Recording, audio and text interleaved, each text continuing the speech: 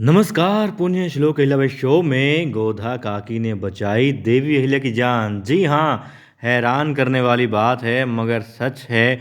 क्योंकि देखिए, देवी अहिल्या का भरपूर साथ देती नजर आती है ये गोधा काकी, मगर फिर हथियार उठा लेती है और देवी अहिल्या पर वार करती है।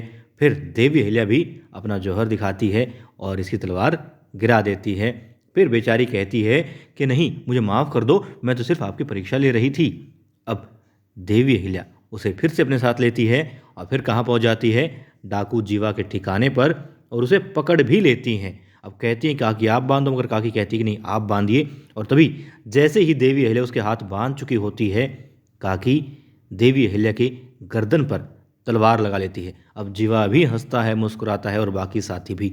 अब यहाँ पर दो बातें हैं। देखिए, यदि जीवा वहाँ पर मुस्कुरा रहा है, संभावना है कि देवी अहिल्या की ये काकी जीवा की साथी है। मगर साथी होती तो क्यों लेकर के आती देवी अहिल्या को यहाँ पर? क्या इसलिए क्योंकि वो अकेली देवी अहिल्या को काबू में नहीं कर सकती थी? डाकू ही उसे अब अपने साथियों के साथ मिलके पकड़ पाएंगे, ये उसने सोचा होगा। मगर अब बात ये कि जब तक इतना साथ देती आ रही है तो भला क्यों देवी अहिल्या की गर्दन पर तलवार लगाएगी? उसने साथ दिया है, अब तक वाकई में दिया है, और लग रहा है कि वो स्त्री कोई आम स्त्री नहीं है। एक आम महिला मतलब तलवार का ज्ञान रखे, अचरज भरी बात है। खैर चलो, सीख लिया होगा, पिता उसके सैनिक रहे होंगे, अच्छे इंसान भी रहे होंगे, तभी अपनी बेटी को सिखा दिया होगा। अब बात ये, देवी अहिल्या की गर्दन पर तलवार लगा लेती है। तो देखिए, संभावना ये है, जैसा कि धना सरदार ने बताया था उस जहान खान को, कि देवी अहिल्या जीवा को पकड़ने गई होगी, उसे पकड़ रही होगी, तुम जल्दी पहुंच जाओ वहाँ पर। अब संभावना यही है कि जीवा को पकड़ रही थी जब देवी अहिल्या, तो काकी ने देख लिया होगा कि जहान खान आ चुका है अपने साथियों के साथ में, और अब देवी अहिल्या और इस काकी की जान खतरे में है। ना जाने कब गंगूबा और तुकोजी आएंगे, तो इसलिए संभावना है कि खुद बच जाए और बाद में देवी अहिल्या को दुश्मनों का साथी बन करके वो बचा ले, और फिर दोनों मिल करके, और वो दोनों भी आ जाएं तो चारों मिल करके 40,000 का काम करें और इन लोगों का काम तमाम कर दे। संभावना है इस बात की, क्योंकि ये काकी धोखा देने वाली तो नहीं लगती है।